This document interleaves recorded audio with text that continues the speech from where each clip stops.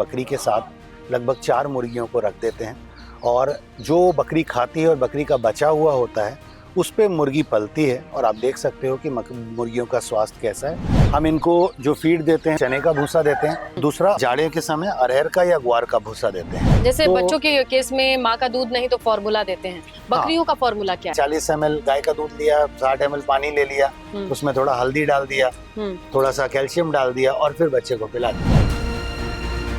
नमस्कार, गांव जंक्शन पर हम आपको लिए आए हैं मथुरा, उत्तर प्रदेश दीनदयाल उपाध्याय पशु चिकित्सा विश्वविद्यालय गौ अनुसंधान केंद्र, लेकिन उससे हटके उसका हिस्सा होते हुए भी लेकिन प्रोमिनेंटली अपने आप को अलग सा दिखाता हुआ एक सेंटर है जहां पे गोट रिसर्च तो हो रही है, लेकिन इसके अलावा एक ऐसा IFS यानी इंटीग्रेटेड फार्मिंग सिस्टम से हम आपको रूबरू कराएंगे जो मुर्गी और बकरी पालन को एक नया एंगल देगा। प्रोफेसर साहब, आपका परिचय चाहेंगे हम। मैं डॉक्टर मुकुल, मैं इस विश्वविद्यालय में शरीर क्रिया विज्ञान विभाग में सह आचार्य के पद पे कार्यरत हूँ और इस गोट रिसर्च एंड ट्रेनिंग सेंटर का इंचार्ज हूँ। ये इतने साफ सुथरी सी ये जो मुझे दिखाई दे रही हैं बकरियां, इनकी नस्ल और उनके साथ में दिखाई दे रही हैं देसी मुर्गियां, इस मॉडल की खासियत क्या है? वैसे तो अपने आप में इतना साफ सुथरा ये अच्छा सा दिखाई दे रहा है, लेकिन इसके पीछे कुछ कैलकुलेशन होगी। हाँ, निश्चित रूप से कैलकुलेशन है। देखिए, हमारा जितना भी कार्य है यहाँ पर जो हम करते हैं वो किसानों के अनुरूप करते हैं। मतलब हम प्रयास हमारा ये रहता है हम साइंस को किसानों के अनुरूप ढालें और उनके अनुरूप कोई भी शोध कार्य करें। तो ये मॉडल जो है ये उसी का हिस्सा है, क्योंकि हमने क्षेत्र में ये देखा कि किसान, बहुत सारे किसान ऐसे हैं जो बकरी पालन करना चाहते हैं लेकिन बकरी पालन शुरू करते हैं और साल भर में बंद कर देते हैं। तो उनके साथ समस्या आती है, वो कहते हैं बकरियां बहुत मर जाती हैं और मरने का कारण ये है कि जब वो चराने के लिए बकरियों को ले जाते हैं तो आजकल संक्रमण ज्यादा है। पास्चर लैंड्स जो चारागाह हैं वो बहुत सीमित हैं और अलग अलग किसानों की बकरियां आती हैं तो क्रॉस कंटामिनेशन या डिजीज का होता है। तो इस कारण से बहुत सारी बकरियों में मृत्यु दर भी आती है। दूसरा, एक्सटेंसिव फीडिंग सिस्टम में जो क्वालिटी है वो अच्छी नहीं होती। वो बेसिकली करते क्या है कि वो कटे हुए खेतों में ले जाते हैं तो वहाँ न्यूट्रिटिव वैल्यू कम होती है, जिसकी वजह से बकरियों में ग्रोथ रेट भी नहीं आता।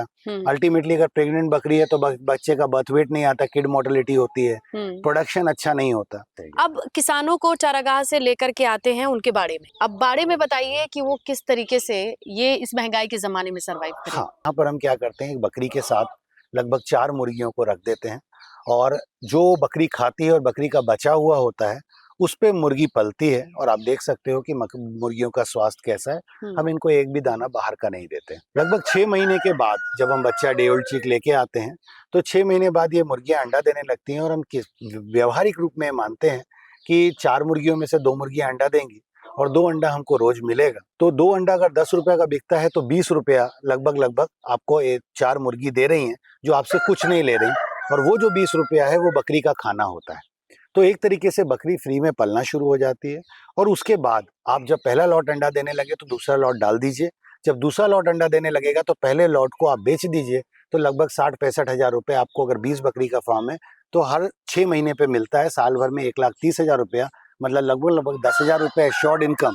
उसके साथ साथ आपकी बकरी फ्री में पलेगी और आपको जो मुर्गियां हैं और अंडे हैं वो भी मिलते रहेंगे। इसके साथ साथ अगर कोई भी पशुपालक और भी आगे बढ़ना चाहता है तो हमारा दूसरा काम हम जो करते हैं, जो मुर्गी और बकरी के खाने के बाद जो खाना बचता है उससे वर्मी कंपोस्ट बना देते हैं और जो मींगड़ी है उससे हम मींगड़ी की खाद बनाते हैं, जिससे हम नेचुरल फार्मिंग करते हैं और साथ में मछली का खाना बना के मछली पालन भी करते हैं। तो एक तरीके से अगर कोई किसान 20 बकरी रख रहा है, उस मॉडल को फॉलो कर रहा है और कंप्लीट मॉडल फॉलो कर रहा है, तो मुझे लगता है लगभग 3 से 3.5 लाख रुपए साल की बचत 20 बकरियों से ही कर सकता है। ये जो चारे की आप बात कर रहे हैं, फीडिंग की बात कर रहे हैं, ये फीड क्या होता है? देखिए, ये 2 मौसम के हिसाब से है। हम गर्मियों में लगभग अक्टूबर मिड तक हम इनको जो फीड देते हैं वो देते हैं, चने का भूसा देते हैं। दूसरा, जाड़े के समय अरहर का या ग्वार का भूसा देते हैं। लेकिन अगर किसी किसान के यहाँ उपलब्धता नहीं है तो ऐसा नहीं है कि बकरी चारे पे नहीं आ पाएगी। जिस चारे पे वो ढालना चाहता है, जो उसके यहाँ उपलब्ध है, उस पे आ जाएगी। तो ये अब चारे के लिए जा रही हैं? हाँ, अब इनका दाना आ रहा है, ये साइलेज डाल रहे हैं इनको। ये साइलेज है? हम तो साइलेज बकरियां भी खा रही हैं और मुर्गी भी खा रही है? हाँ। ओके, तो बकरी जो खाना खा रही है तो नहीं चाटेगी ना बकरी, ना, लेकिन ये मुर्गी खाएगी। या ये जो बचा हुआ है ये that will be taken by this poultry bird. वो देखिए नीचे से जो गिरा हुआ है, नीचे का खा रही है, इसका मतलब ये चीज साफ कर देगी। And what is this? This is nutrition only ना।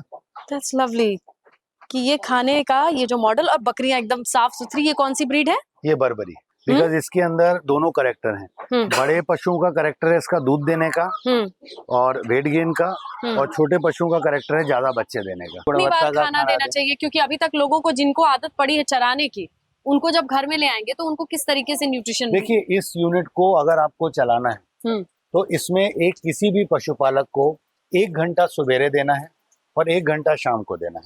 मैं अपने किसानों से कहता हूँ, आप जब भी काम करने जा रहे हो, संभवतः 9 बजे निकलते हो या 8:30 बजे निकलते हो, तो आप 6 बजे उठ के 6 से 7 1 घंटे का समय दे दो, सफाई कर दो, दाना डाल दो, नहा धो के आओ, भूसा डाल दो, और शाम को जब लौट के आओ तो हरा डाल दो, या अपने घर परिवार में किसी को कह दो कि हरा डाल दो, और शाम को आके सफाई कर दो।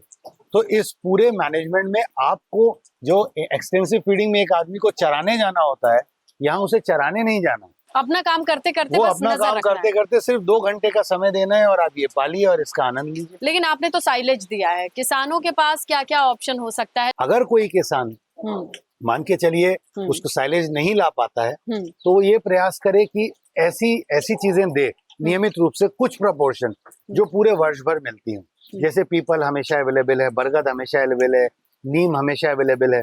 तो एक पार्ट मीन्स अगर आप 1 किलो दे रहे हो तो 250-300 ग्राम आप वो देते रहो, और साथ में ऐसी फीड दो जो ईयर वाइज या सीजन वाइज चेंज होती रहती है, तो आपकी कंसिस्टेंसी मेंटेन रहेगी, तो बहुत ज्यादा प्रॉब्लम्स नहीं आएंगे। लेकिन दूसरी प्रॉब्लम जो आती है बकरी पालकों को कि बकरी के बच्चे जो होते हैं उनकी सर्वाइवल रेट उतनी अच्छी नहीं होती है। जो अधिकांशतः बच्चे मरते हैं शुरुआत में, वो कम दूध की वजह से मरते हैं। तो अगर रिप्लेसर या कोई एडिटिव हम उनको दे देते हैं तो आप बच्चों को आराम से वो बच जाते हैं। जैसे तो बच्चों के केस में माँ का दूध नहीं तो फॉर्मूला देते हैं, बकरियों का फॉर्मूला क्या है? 40 ml गाय का दूध लिया, 60 ml पानी ले लिया, उसमें थोड़ा हल्दी डाल दिया, थोड़ा सा कैल्शियम डाल दिया, और फिर बच्चे को पिला दिया, तो that will be good enough, और आपकी मोर्टेलिटी बहुत कम हो जाएगी। डॉक्टर साहब, आपका नंबर चाहिए होगा? नंबर है 9457654888। तो डॉक्टर मुकुल से ये मॉडल ट्राई करने की मोटिवेशन अगर आपको मिली हो तो कमेंट करके जरूर बताइएगा, या फिर कोई अपना नया फार्म सेट करना चाह रहा हो तो उससे ये वीडियो जरूर शेयर कीजिएगा। जितने लोगों को, किसानों तक चीजों को पहुंचा पाऊं और किसानों की मदद कर पाऊं, यही मेरा मोटो, और इसी कारण से ये संस्था भी डेवलप किया है हमने। चलिए, ऑल द वेरी बेस्ट। इसी तरीके से हमारे किसानों को ये बैकबोन को स्ट्रॉन्ग करते रहिए। आपके पास कोई सवाल हो तो कमेंट में लिखिएगा डायरेक्टली, हम पूरी कोशिश करेंगे कि उसको रिप्लाई करें, और ऐसी तमाम चीजें मिलती रहेंगी गांव जंक्शन पर। शुक्रिया। गांव जंक्शन को सभी सोशल मीडिया प्लेटफॉर्म्स पर फॉलो करें। व्हाट्सएप चैनल और जीमेल आईडी पर भी संपर्क साध सकते हैं।